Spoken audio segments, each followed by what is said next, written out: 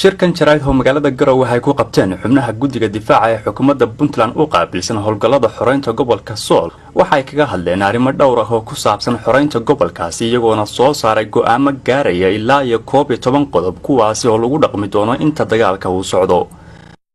gudoomiyaha guddiga difaaca ee Puntland ahna wasiirka amniga Axmed Cabdullaahi Yuusuf Dawlad ayaa saxaafadda u faahfaahiyay go'aamadan ka soo baxay guddiga difaaca dowladda Puntland. qodobka koowaad waxa lagu wargelinayaa shacabka reer Puntland in dawladda Puntland ay ka go'an tahay xoreynta gobolka Sool. waa xoreynta gobolka Sool iyo dhammaan dhulka inaga maqan ee muxuu ahaa adugu haysto. number 2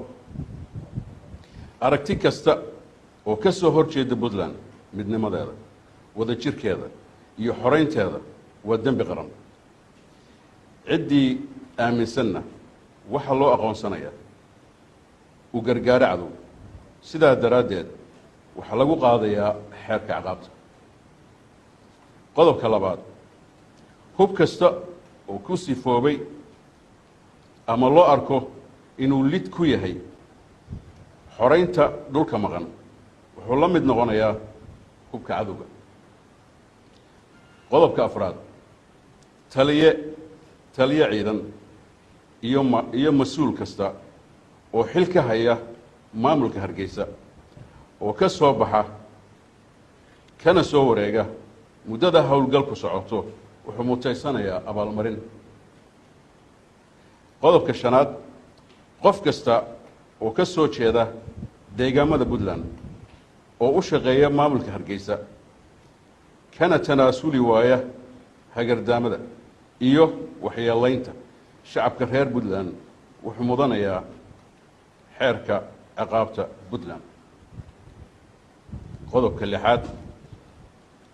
qof kasta oo cadowga Puntland qariya ama gabaad u noqda ama gabaad siiya isagoo ujeedadiisu tahay in lagu waxyeeleeyo shacabka iyo dawladda Puntland qofkaas wuxuu la dambi yahay cadowga uu qariyay wuxuuna ku sifoobayaa cadow waxaana lala tiigsanayaa sharciga. qodobka toddobaad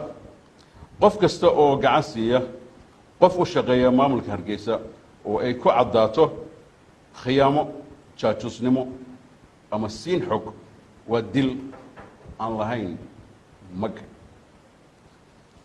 qodobka sideedaad ma laha wax mag ah ama godob taliyaha askariga ama mas'uulka ka soo jeeda gobolada Puntland oo lagu dilo dagaalka isagoo oo u diriraya maamulka Hargeysa ee ah cadowga inaga soo horjeeda. qodobka sagaalaad hanti kasta oo uu leeyahay qof reer Puntland oo loogu shaqeynayo maamulka Hargeysa waxa la wareegaya dawladda Puntland. qodobka tobnaad maxkamadda ciidamadu waxa ay waajibkeeda ka gudanaysaa cid kasta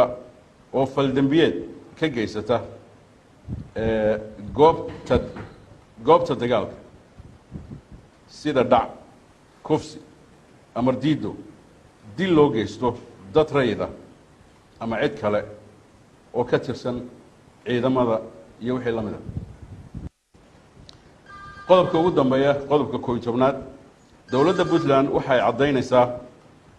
in aysan cadow ku ahayn shacabka ku nool gobolada waqooyi galbeed ee Soomaaliya nabadgelyadooda iyo jiritaankooda isla markaana waxa ay soo dhaweynaysaa cid kasta oo doonaysa xoojinta wadajirka ummadda Soomaaliyeed iyo xasiloonidooda. السلام عليكم ورحمة الله وبركاته. wasiirka wasaaradda arrimaha gudaha dowladaha hoose iyo horumarinta reer miyiga ee dowladda Puntland mudane Cabdullaahi Cali Xirsi Timcade ayaa ugu baaqay shacabka gobolka Sool inay si buuxda u garab istaagaan ciidamada difaaca ee Puntland oo xusay inay ku soo wajahan yihiin guud ahaan deegaanada gobolkaasi gaar ahaan magaalada xarunta u ah ee Laascaanood. waxaan halkan isugu nimay u bishtahay 23 bishii May 2018 go'aamo ka soo baxay guddiga difaaca dowladda Puntland oo halka looga jeedinayo shacabka ciidamada iyo shacabka reer Puntland ee ku jira gacanta goonigoostada go'aamadaas waxaan u akhri doonaa wasiirka amniga waxaan se rabaa inaan ka hormariyo inaan u sheego shacabka reer Puntland iyo ciidamadaba in lagu dhaqmi doono qodobadaas sida yihiin loogu dhaqmi doono aan naxariis yeelan doonin waxaan ugu baaqayaa shacabka ku jira gacanta goonigoostada inay gacan siiyaan ciidamadooda ku wajahan sool ee dhiigooda u daadinaya inay xoreeyaan dadka madaxa laga garaacay 10 sano ee duloobay ciidamadaas waa ciidamadii ka qaadi lahaa gudnimada gubaysiga soona celin lahaa sharaftoodii iyo karaamadoodii dadkaasi waxay ka mid ahaayeen ama ay ahaayeen dadkii ugu taariikhda weynaa dadka Soomaaliyeed bay ka mid ahaayeen waxaa loo baahan yahay in ciidamadaas ay gacan siiyaan soo dhaweeyaan u diyaar garoobaan xogta siiyaan meesha wax ka jiraan sheegaan waxaan u mahad celinayaa odayaashii sida bareerka ah uga hadlay laasacad dhexdooda iyagu jooga iyaga cidda ka gabanay waxaa loo baahan yahay in dad naftu mar bay baxdaa waa dagaalama intaas dhiban weeyaan bay ahayd maamaha Soomaaliyeed baa ahayd waxa jira sheega oo dagaalama oo u diyaar garooba in aad gacan siisaan ciidamada idinku soo wajahan reer Puntland ma aha Puntland waa kuwii aad dhisateen waxay u socotaa inaad karaamadiina iyo sharaftiina ay soo celiyaan waxay u socdaan inaad noolaataan oo sharaf iyo karaamo aad ku noolaataan waxay u socdaan inay soo celiyaan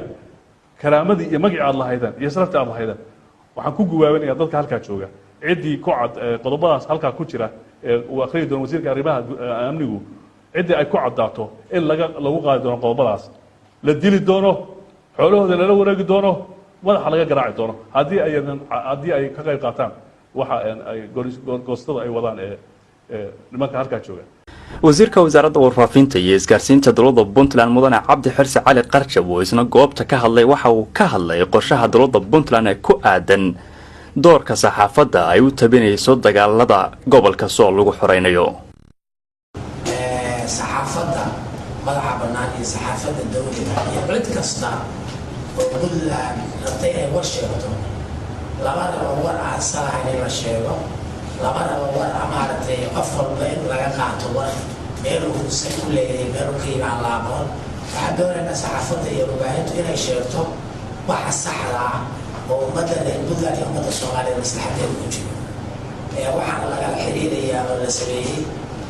wasaaradda warfaafinta iyo guddiyada sida musharaxa oo dhan in warkaa lagu taqafto waxaan kaloo rabnaa inaan dadweynaha reer Puntland u sheegno iyadoo qoraalana way soo baxday dadka isbarbaryaca iyo dadka iska ordayay dadka warka laga qaadaya dadka telefoonada loo ordayay laga bilaabo maanta wixii ka dambeeya in maarta cid walba shaqadeeda loo daayo dowladda shaqadeeda loo daayo dadweynaha shaqadiisa loo daayo wax isbarbaryaca ay jirin ciidamo maaragtay ama meelo la dhigay baa jira lagu koontaroolo arrimahaas oo dhan marka waa in loo maaragtay loo hogaansamo sharciga dowliga ah oo maaragtay ama ku soo baxay wareegtooyin ama la faafiyay inay ku soo baxaan aad iyo aad baan idin salaamaya assalaamu calaykum waraxmatullahi magaalada Laascaanood ee xarunta gobolka Sool oo dabayaaqadii sanadkii 2007 ay qabsadeen maamulka goonigosadka sheegtay ee Hargeysa isla markaana ay tacadiyo kala duwan u geysteen shacabka gobolkaasi waxaa la filayaa in maalmaha soo socda ay dib u xoreeyaan ciidamada difaaca ee Puntland waxaana xilligan gudaha magaalada Laascaanood ka socda dhaqdhaqaaqyo ay shacabka magaaladaasi ku doonayaan inay mar kale ku soo dhaweeyaan ciidamada difaaca Puntland